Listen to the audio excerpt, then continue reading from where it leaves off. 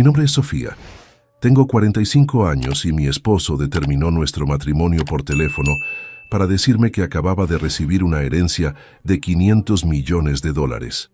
Antes de contarles cómo terminó desplomándose en una agencia de autos de lujo apenas 3 días después, déjenme saber desde dónde están viendo esto en los comentarios.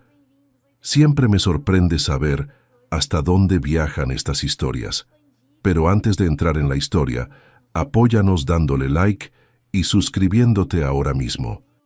También quiero saludarlos. Déjenme en los comentarios su nombre, su ciudad y escriban la palabra presente. Quiero saber desde qué lugares tan lejanos me están escuchando. Todo comenzó un martes completamente ordinario, abrumadoramente normal. Estaba en mi escritorio en una firma contable mediana en Polanco, Ciudad de México, rodeada del mundo reconfortante y ordenado de hojas de cálculo y estados financieros. El aire olía ligeramente a café de olla y papel reciclado. Por la ventana, veía Paseo de la Reforma en su ritmo acostumbrado de mediodía. Para mí, la vida se trataba de ritmo, de previsibilidad, lógica y la satisfacción silenciosa de un balance equilibrado. Los números no mienten. Las personas sí. Solo que no sabía cuánto.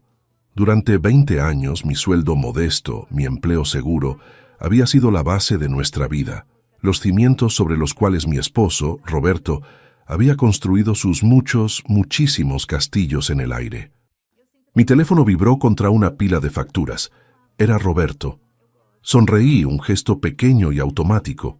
Asumí que llamaba para saludar, quizás para quejarse de algún cliente o contarme su más reciente idea millonaria que no podíamos perdernos. Nuestro matrimonio había adquirido un ritmo propio, su energía caótica, mi calma estudiada. «Bueno», contesté con voz alegre, el tono de una mujer que todavía creía ser parte de un equipo. «Sofía». Su voz era plana, fría, un tono que no había escuchado en años, no desde que me negué a hacer aval de un préstamo para uno de sus proyectos más ridículos. Era una voz despojada de toda calidez, de toda historia compartida. «Necesito que escuches con mucho cuidado. El tío Ernesto falleció». Mi corazón se hundió. Ernesto era una figura distante, casi mítica en la familia de Roberto. Un hombre rico y excéntrico que vivía en una hacienda enorme cerca de San Miguel de Allende. Solo lo habíamos visto una vez en una tensa reunión familiar hace una década. «Ay, Roberto, lo siento mucho». «No lo sientas», me cortó. La frialdad en su voz ahora estaba mezclada con algo más, algo filoso y metálico. Era el sonido del triunfo puro y absoluto. Me dejó todo, toda la fortuna. Estamos hablando de $500 millones. Me quedé paralizada. El número era tan vasto que carecía de significado. Era como intentar imaginar la distancia a la luna. Era un número para otras personas, para titulares de periódico, no para nosotros. «¿Qué? Roberto, ¿hablas en serio? ¿Cómo es eso posible?» «Completamente en serio», dijo, y casi podía ver la sonrisa arrogante formándose en sus labios. «Y las cosas van a cambiar rápido. Mi vida está a punto de despegar, y francamente tú no formas parte del nuevo plan de vuelo». La metáfora era tan corporativa, tan impersonal. Se sintió como una bofetada. «Plan de vuelo». «Roberto, ¿de qué hablas? Estamos casados». «Estábamos», corrigió la palabra como un bisturí cortando quirúrgicamente 20 años de vida compartida. «Hablo de un divorcio, Sofía. Ya mandé preparar los papeles con un abogado de los mejores. Quiero que empaques tus cosas y que salgas del departamento antes de que yo llegue». De inmediato. El silencio estéril de mi oficina de pronto se sintió sofocante. Las columnas ordenadas de números en mi pantalla se volvieron garabatos sin sentido. 20 años. 20 años de trabajar hasta tarde para cubrir nuestras cuentas. 20 años de animarlo, después de cada fracaso, diciéndole que su gran oportunidad estaba a la vuelta de la esquina. 20 años de hacerme más pequeña para que su ego tuviera más espacio para respirar. Todo borrado en una llamada de 30 segundos. «Solo vete», susurré, las palabras atoradas en mi garganta. Mi mundo entero se inclinaba sobre su eje. Eso dije, soltó su paciencia, que yo había cultivado tan cuidadosamente durante más de una década, ahora completamente agotada. Mi nueva vida me está esperando. No seas un lastre. La línea se cortó. Me quedé ahí sentada, el teléfono todavía pegado a mi oreja, escuchando el tono de marcación. Era el sonido más solitario del mundo. Era el sonido de mi mundo terminándose. Sabía que tenía que ir a casa. Tenía que ver al hombre que acababa de despedirme de mi propia vida. El camino a casa fue un ejercicio de compostura forzada. Mi mente, usualmente tan ordenada, era una proyección caótica de nuestra vida juntos. Recordé nuestra boda, un asunto pequeño y sencillo, porque era todo lo que podíamos pagar. Lo recordé riéndose de mi plan financiero de 5 años, llamándome su adorable contadora cautelosa. Recordé el aguijonazo de sus palabras año tras año, desgastando mi confianza poco a poco. Es solo un trabajo, Sofía. No es una carrera. No es una pasión. Nunca entendió que mi pasión era la estabilidad, construir algo real, algo que durara. Mis manos se apretaron en el volante mientras el recuerdo de la visita del tío Ernesto regresaba, más nítido esta vez, más detallado. Roberto había sido insoportable, un pavo real pavoneándose, soltando términos que había aprendido de un podcast de negocios.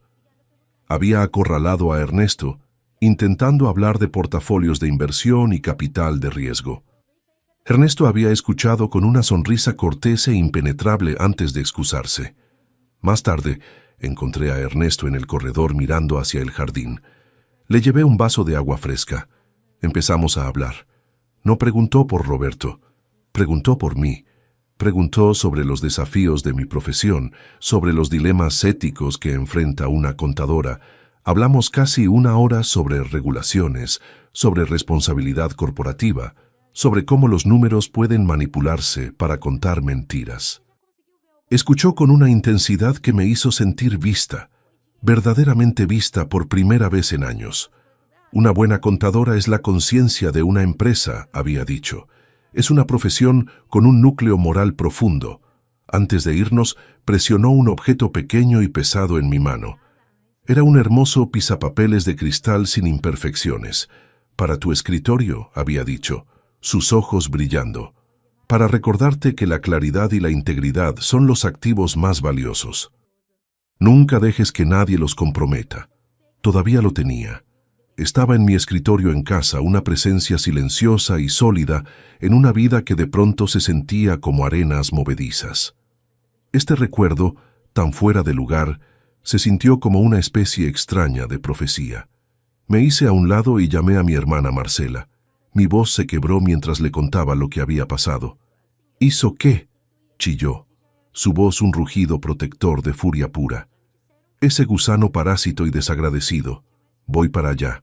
No, espera. Ven tú para acá ahora mismo. Ni se te ocurra pasar un segundo más en ese departamento con ese monstruo. Empaca una maleta. Solo lo esencial. Tu laptop, tus documentos importantes y ese cuadro horrible de velero que tanto le gusta. Déjalo. Lo demás lo arreglamos después. Marcela nunca había querido a Roberto. Siempre había dicho que era un hombre que se paraba en la sombra de un árbol que nunca regó. Escuchar su voz, tan llena de ira justa en mi nombre, fue la primera ancla en mi mar tormentoso. Era el permiso para estar enojada, algo que todavía no me había permitido sentir. Pero había algo más que necesitaba hacer primero, algo que cambiaría todo. Amigos, cada historia que les cuento sale todos los días, pero YouTube solo se las mostrará si tocan el botón rojo de suscribirse. Toquen suscribirse, activen la campanita y nunca se perderán una historia. Gracias. Cuando crucé la puerta de nuestro departamento en La Condesa, se sintió como la casa de un extraño. El aire estaba denso con un aroma nuevo y empalagoso, colonia cara. Roberto estaba ahí, paseándose en medio de la sala. Traía puesto un traje nuevo, uno azul marino entallado que nunca había visto antes. Era el tipo de traje que siempre miraba en línea, pero de los que se quejaba que nunca podía pagar. En la mesa de centro, junto a una botella de champán que yo sabía costaba más que nuestro gasto semanal del súper, había un sobre blanco y crujiente. Los papeles del divorcio. «Ya llegaste», dijo. No era una pregunta, sino una afirmación de hecho. Se veía diferente, más alto de alguna manera. Las líneas familiares de su rostro se habían endurecido en una máscara de arrogancia. Su sonrisa no llegaba a sus ojos.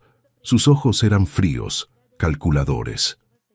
Eran los ojos de un hombre que acababa de ganarse la lotería y estaba cortando sistemáticamente a todos los que lo conocieron cuando era pobre. «Recibí tu llamada», dije, mi voz sorprendentemente firme. Me negaba a dejar que me viera derrumbarme. «Bien, ahorra tiempo», señaló los papeles. «Es todo muy directo. Hice que mi abogado lo dejara limpio, sin pensión alimenticia. Tú tienes tu trabajo, después de todo. Dividimos nuestros ahorros miserables por la mitad. Tú te vas». He sido más que generoso. Generoso. La palabra era tan absurda, tan retorcida, que casi era cómica. Miré alrededor del departamento que habíamos construido juntos, los pisos de madera rayados que habíamos restaurado nosotros mismos un fin de semana largo y sudoroso, el librero que había organizado meticulosamente por género y autor, el tenue aroma a lavanda del difusor que siempre mantenía encendido para calmar su temperamento artístico. Todo se me estaba quitando y él lo llamaba generosidad. 20 años, Roberto, dije suavemente, una súplica final por algún rastro de decencia. ¿No merezco al menos una conversación real? ¿Una explicación cara a cara? Se rió. Un sonido corto y feo que resonó en la sala súbitamente demasiado grande. ¿Una conversación? Sofía, tú y yo ya no tenemos nada de qué hablar. Nuestros mundos ya no son compatibles. Tú piensas en términos de hojas de cálculo y presupuestos balanceados. Estoy a punto de entrar a un mundo de jets privados, de salas de juntas, de gente de otro calibre.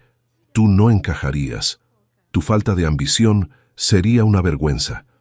Ahí estaba otra vez, mi falta de ambición. La frase que había usado durante años para desgastar mi autoestima. La ambición que había pagado este techo sobre nuestras cabezas. La ambición que había financiado sus últimas 3 empresas fallidas. La ambición que nos había mantenido a flote mientras él perseguía sus fantasías. Un destello caliente de ira trepó por mi cuello, pero lo empujé hacia abajo, comprimiéndolo en un diamante duro y frío de determinación. No valía la pena mi rabia. Caminé hacia la mesa, tomé la pluma y miré la línea para la firma. Mi nombre, Sofía Mendoza, pronto de vuelta a ser solo Sofía. Pensé en las largas noches que me había quedado despierta ayudándolo con planes de negocios, los eventos familiares a los que había asistido sola porque él estaba haciendo networking. Pensé en todos los sacrificios, todos los compromisos, todo el amor que había vertido en este hombre, en este matrimonio. Todo se reducía a esto. Una firma fría en un documento legal diseñado para descartarme tan eficientemente como fuera posible. Antes de firmar, lo miré a los ojos. «Sabes, siempre pensé que tu mayor miedo era el fracaso. Me equivoqué. Es ser insignificante. Y crees que este dinero te hace significativo. Pero no es así, Roberto. Solo te hace rico», firmé. Un trazo limpio y decisivo. Lo miré. «Disfruta tu nueva fortuna, Roberto». Pareció momentáneamente desconcertado por mi compostura, pero rápidamente se recuperó, su mueca de desprecio regresando. «Oh, lo haré», dijo. «Ahora toma tus cosas. Tengo un agente de bienes raíces mostrándome un penthouse con vista al Ángel de la Independencia en 1 hora. El tiempo es dinero, ¿sabes?». Sostuvo la puerta abierta y gesticuló con impaciencia mientras salía con una sola maleta de viaje, dejando atrás 20 años de mi vida. Mientras la puerta se cerraba con un clic, no sentí tristeza. Sentí una sensación extraña y escalofriante de claridad. El hombre con el que me había casado se había ido. Tal vez nunca había estado realmente ahí. La primera noche en casa de Marcela fue un borrón de shock y vino. Ella me dejó hablar, me dejó llorar, me dejó sentarme en silencio aturdido, No ofreció lugares comunes ni falsas esperanzas. Solo ofreció su presencia y fue todo. Su mayor pérdida no es el dinero que cree que está obteniendo, dijo, su voz feroz. Eres tú. La mañana siguiente desperté con una sensación extraña de propósito. El dolor todavía estaba ahí, un peso pesado en mi pecho, pero junto a él había algo más, una determinación fría y dura. Roberto pensaba que yo era un lastre. Pensaba que no tenía ambición. Le demostraría, más importante, me lo demostraría a mí misma. Abrí mi laptop. Su brillo familiar era un pequeño consuelo. Durante años había querido tomar un curso avanzado de certificación en finanzas corporativas y gestión de riesgos. Era una calificación de alto nivel, del tipo que abre puertas a puestos ejecutivos. Era caro y consumía mucho tiempo, y Roberto siempre me había convencido de no hacerlo. ¿Para qué?, decía. Tu trabajito de contadora es suficientemente estable. No muevas el barco. Encontré el curso en línea. Miré la colegiatura. Era empinada. Tomaría una parte significativa de mi mitad de nuestros ahorros. Por un segundo, dudé. La contadora cautelosa en mí gritaba que era un riesgo innecesario. Luego pensé en la cara burlona de Roberto, en ser llamada un lastre. Hice clic en inscribir. Tecleé la información de mi tarjeta de crédito. Pagué la cuota. Era la primera decisión importante que había tomado completamente por mí misma, en mucho, mucho tiempo. Se sintió como volver a respirar después de estar bajo el agua durante años. Pasé los siguientes 2 días enterrada en materiales de estudio. El primer módulo era sobre contabilidad forense, detectar fraudes, desenredar redes financieras complejas. Era un rompecabezas y yo era buena con los rompecabezas. Estaba reconectando con una parte de mi cerebro que había dejado dormida por demasiado tiempo. La parte que amaba los problemas complejos, que prosperaba con la lógica y la estrategia. Era estimulante. Mientras tanto, a través del chisme de amigos mutuos que ahora estaban torpemente tratando de navegar sus lealtades, escuché sobre las hazañas de Roberto. Había organizado una fiesta lujosa en un hotel de alto nivel, contándole a todos sobre su herencia masiva. Puso un anticipo no reembolsable en un Porsche completamente nuevo.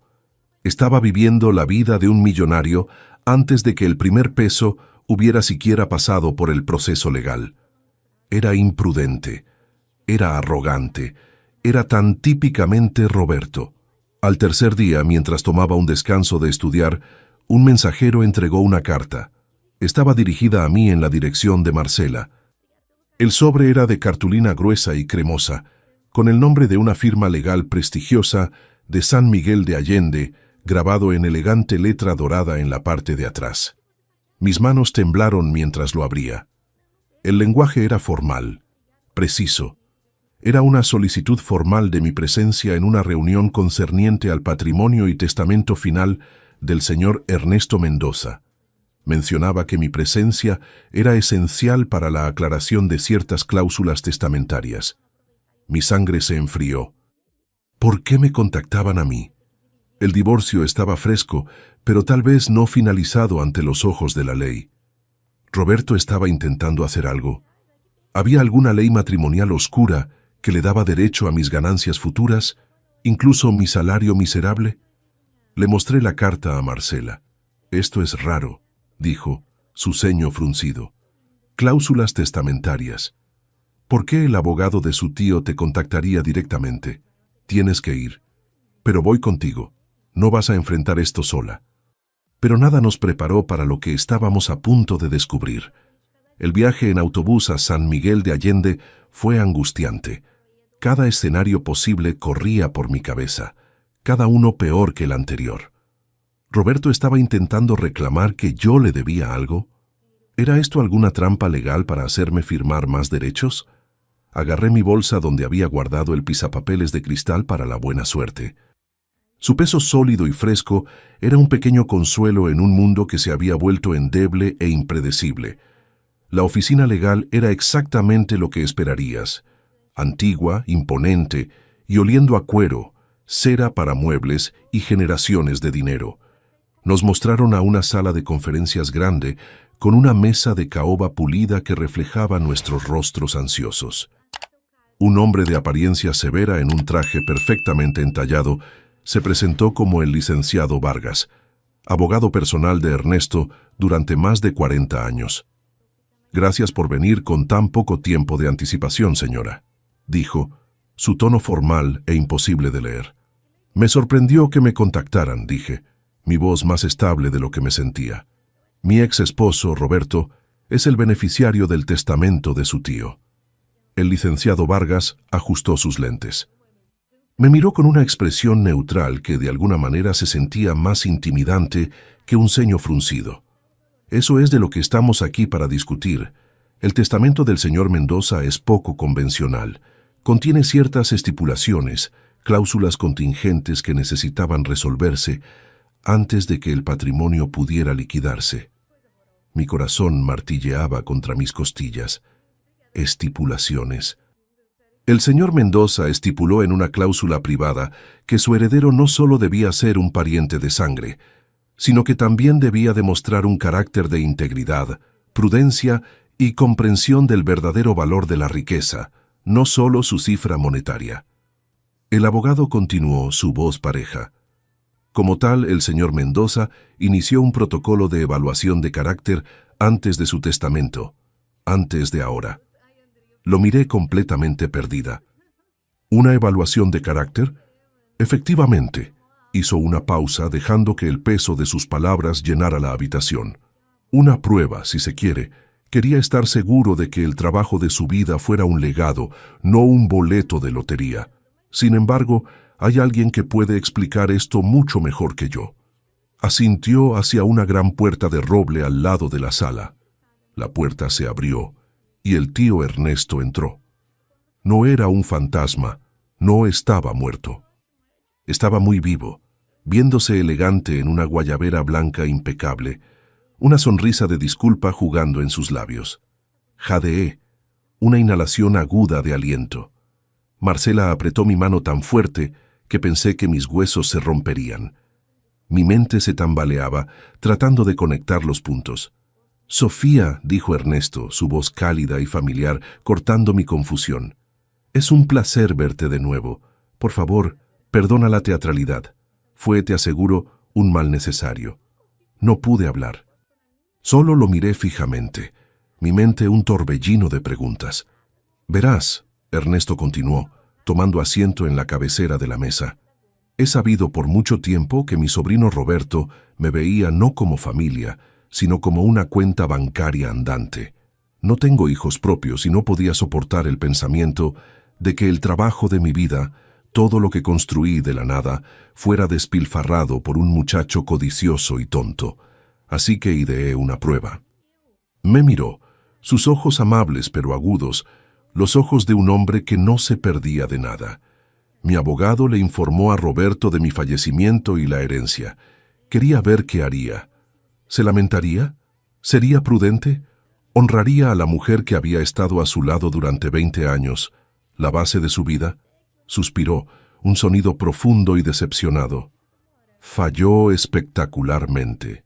Reveló su verdadera naturaleza con una velocidad y crueldad que incluso a mí me pareció impactante. Por la promesa de dinero, desechó el activo más valioso que jamás tuvo. Hizo una pausa y su mirada se encontró con la mía, sosteniéndola. «Y tú, Sofía, tú, a quien llamó sin ambición, tú, a quien desechó sin pensarlo 2 veces, en nuestra única conversación hace años, hablaste con tanta pasión sobre ética, sobre responsabilidad. Entendiste que un balance general también es la historia de las decisiones morales de una empresa. Mostraste más gracia, dignidad e integridad ante su crueldad de la que él ha mostrado en toda su vida». El licenciado Vargas carraspeó y deslizó un nuevo juego de documentos a través de la mesa hacia mí. Eran gruesos, atados con listón azul. De acuerdo con la cláusula vinculante final del testamento del señor Mendoza, la cual se activa por la falla definitiva de Roberto en el protocolo de evaluación de carácter, la única e indiscutible heredera de la fortuna completa Mendoza, Todos los 500 millones de dólares, las propiedades y el interés controlador en Empresas Mendoza. Es usted, Sofía. La sala cayó en silencio. El único sonido era el golpeteo frenético de mi propio corazón. No se trataba del dinero, no realmente. Era la validación. Era la realización aturdidora y devastadora de que alguien en algún lugar había visto mi valor todo el tiempo. La dedicación silenciosa, la lealtad constante, la integridad que Roberto había burlado. Este hombre, este extraño práctico, la había visto y la consideró invaluable. Mientras procesaba esta verdad imposible, mi teléfono, que había colocado boca abajo en la mesa, vibró con un mensaje de texto de un amigo mutuo. Le eché un vistazo. Era una foto. Mostraba a Roberto de rodillas en medio de una reluciente agencia Porsche. Su rostro era una máscara de puro horror. El texto decía: OMG, acaban de rechazarle la tarjeta de crédito a Roberto por un auto de $1 millón. Está gritándole a alguien por teléfono. Acaba de colapsar. La prueba había terminado. Su nueva vida se había evaporado antes de que siquiera hubiera comenzado. Mi nueva vida, una vida que apenas había empezado a construir para mí misma, en mis propios términos, estaba a punto de cambiar de maneras que nunca hubiera podido imaginar. Pero primero, necesitaba entender completamente qué significaba todo esto. Si quieren saber cómo termina esta historia y conocer muchas más, denle al botón rojo de suscribirse. Es gratis y me ayuda muchísimo. Miré los documentos frente a mí, luego a Ernesto, luego de vuelta a los documentos.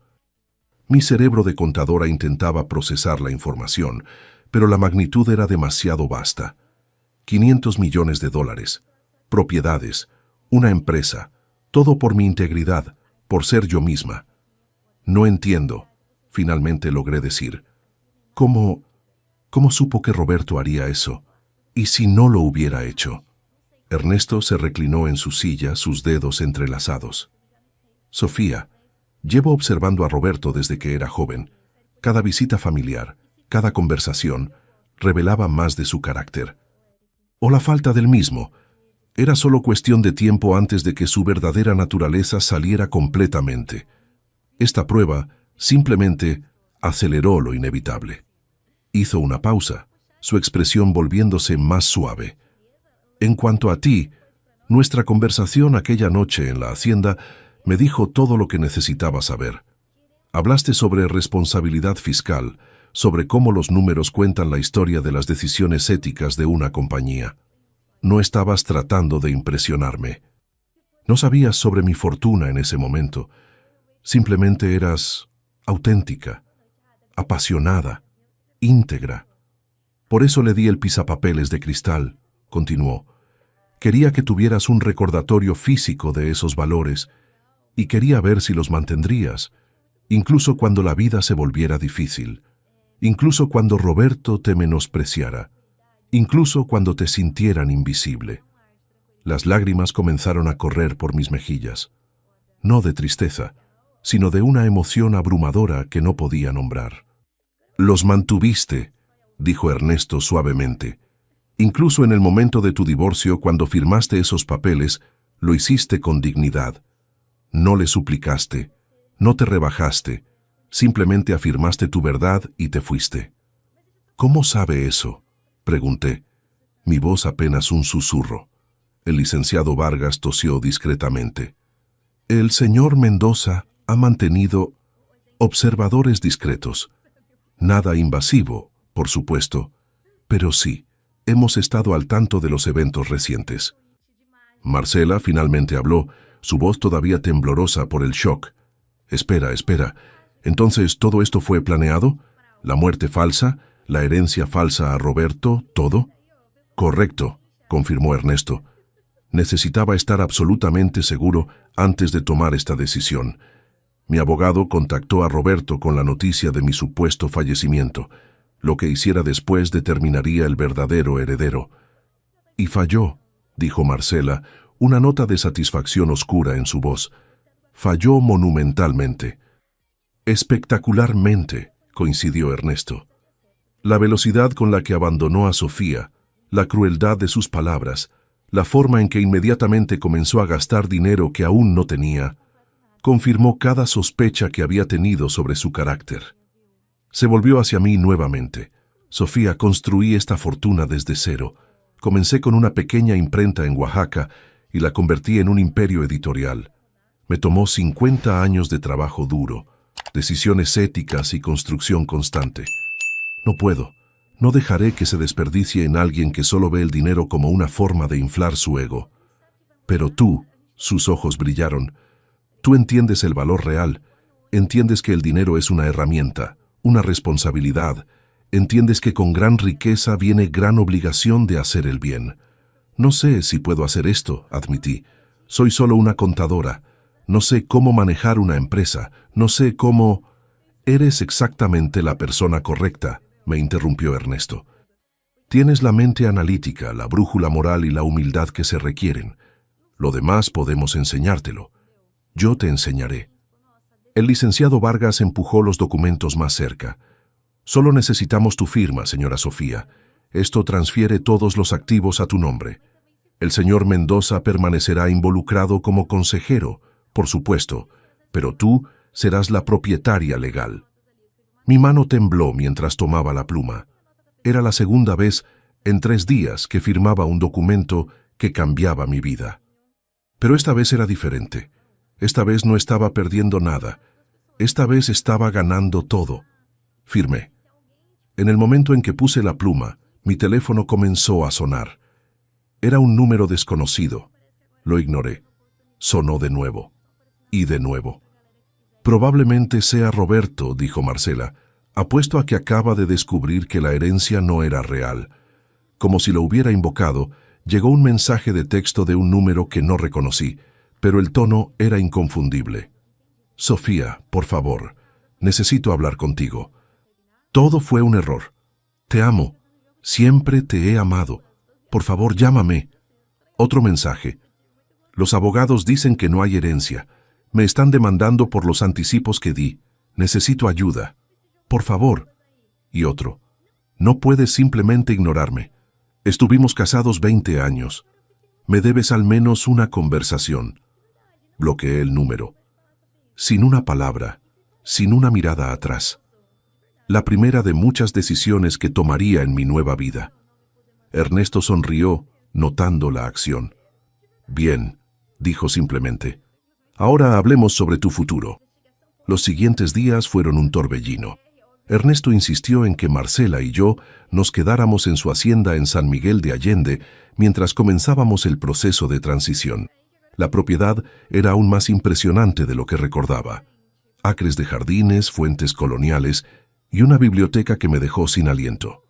Todo esto es tuyo ahora, dijo Ernesto mientras recorríamos la propiedad.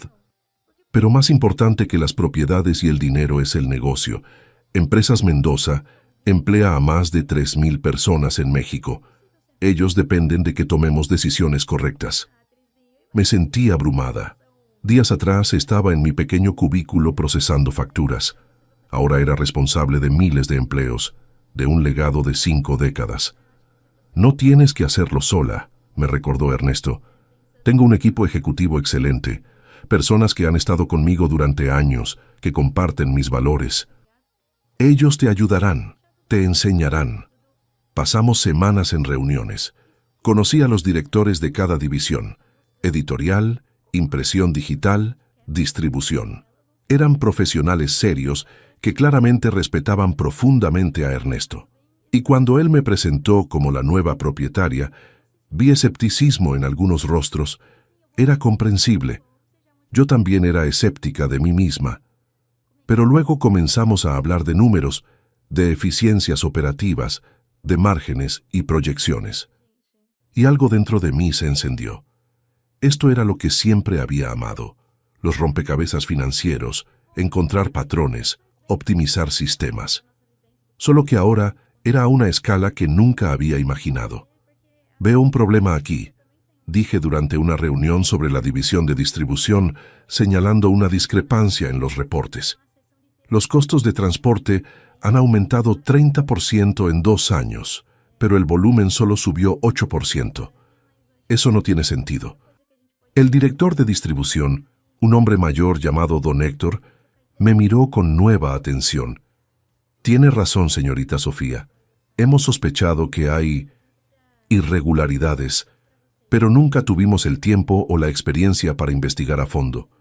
Yo tengo ambos, dije, sintiendo la confianza crecer, y acabo de terminar un módulo sobre contabilidad forense. Deme acceso completo a los registros. Vamos a desenredar esto.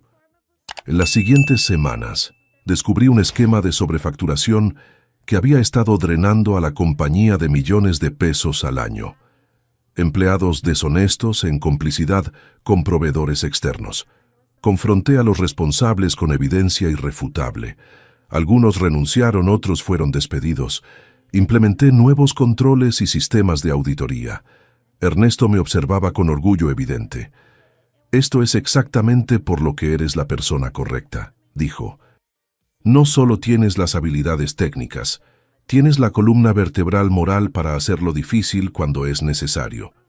Mientras tanto, a través de amigos mutuos, seguí escuchando sobre Roberto. El colapso en la agencia Porsche había sido real. Cuando su tarjeta fue rechazada frente a docenas de clientes y vendedores, había tenido un ataque de pánico completo. Lo habían llevado al hospital. Las demandas empezaron a llegar. El hotel donde hizo la fiesta lujosa, la agencia Porsche. El anticipo del penthouse. Todos querían su dinero. Roberto no tenía nada. Había gastado todos nuestros ahorros divididos y más, tomando préstamos contra una herencia que nunca existió. Declaró bancarrota. Perdió nuestro departamento en La Condesa. Tuve que firmar papeles renunciando a cualquier reclamo sobre él, finalizando completamente nuestra separación. Ni siquiera sentí satisfacción, solo una especie de tristeza distante por el hombre que pudo haber sido. Me envió una carta física, escrita a mano. Marcela quería que la quemara sin leerla, pero mi curiosidad ganó. «Querida Sofía», comenzaba, «sé que no merezco tu perdón. Sé que fui cruel, egoísta y ciego. La promesa de dinero me mostró quién realmente soy, y no me gusta lo que vi. He perdido todo, el dinero que nunca tuve, nuestro hogar, mi reputación. Pero más que nada, te perdí a ti, y esa es la única pérdida que realmente me duele. No te pido que regreses. Solo te pido que sepas que finalmente entiendo. Entiendo lo que siempre fuiste para mí. Entiendo lo que desperdicié. Espero que encuentres la felicidad que siempre mereciste. Roberto». Doblé la carta y la guardé. No por nostalgia, sino como recordatorio. Un recordatorio de que las personas pueden cambiar, pero usualmente solo después de perderlo todo. Un recordatorio de que la verdadera riqueza nunca fue el dinero. Ernesto me ofreció adoptarme formalmente. No para cambiar mi apellido, explicó, sino para hacerme legalmente su hija, su heredera no solo en propiedad sino en nombre. «Ya me diste todo», le dije, «no necesito más». «No es por ti», respondió. «Es por mí. Nunca tuve hijos, nunca tuve familia real, aparte de sobrinos codiciosos que solo me visitaban cuando necesitaban algo. Tú me has dado el regalo de tener una hija de quien estar orgulloso. ¿Me permitirías?» Lloré. Acepté. Me convertí en Sofía Mendoza no por matrimonio, sino por mérito, por elección, por amor. Pero incluso mientras mi nueva vida tomaba forma, sabía que había una cosa más que necesitaba hacer, algo que transformaría este regalo en un legado. Han pasado 5 años desde ese martes que cambió mi vida, 5 años desde que Roberto me llamó para terminar nuestro matrimonio. 5 años desde que descubrí que el verdadero valor no se mide en pesos y centavos. No compré un penthouse, no compré un Porsche. El primer cheque importante que escribí fue para pagar la hipoteca de Marcela. El segundo fue para establecer una fundación, la Fundación Claridad Mendoza, nombrada por el pisapapeles que inició todo, es ahora mi verdadero trabajo. Proporcionamos capital inicial, préstamos de bajo interés y mentoría a mujeres mayores de 40 años que quieren comenzar sus propios negocios. Invertimos en las soñadoras sin ambición, las constructoras de manos firmes, las mujeres a quienes les han dicho que ya pasaron su mejor momento. Veo la mirada en sus ojos cuando alguien finalmente cree en ellas. Es una mirada que conozco bien. Invertimos en mujeres como yo. Sí encontré el amor de nuevo. Su nombre es Javier, un arquitecto brillante y amable que conocí mientras diseñaba la nueva sede de nuestra fundación.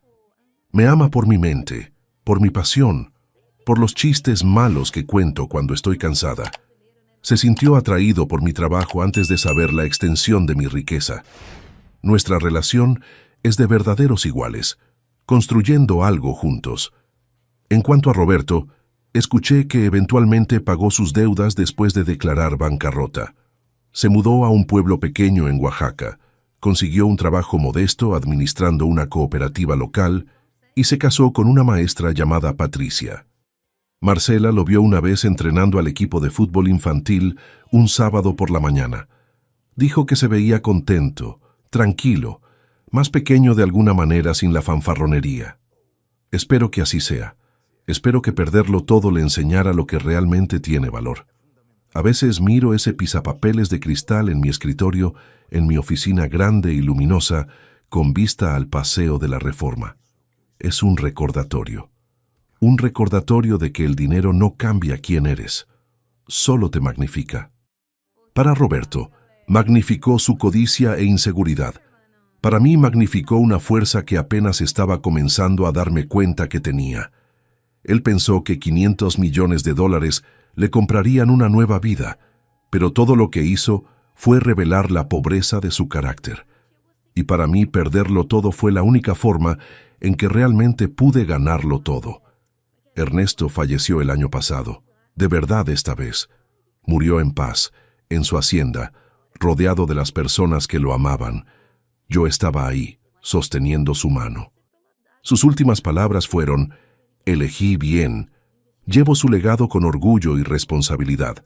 Cada decisión que tomo, cada peso que invierto, cada mujer a la que ayudo, lo hago pensando en él, en su integridad, en su visión, y cada vez que firmo un documento como Sofía Mendoza, heredera y directora de Empresas Mendoza, recuerdo a la contadora de 45 años en su cubículo que pensó que su vida se había terminado. No había terminado, apenas estaba comenzando. Si te gustó esta historia, haz clic en suscríbete y cuéntame en los comentarios qué parte te impresionó. Mañana hay más. Nos vemos allí.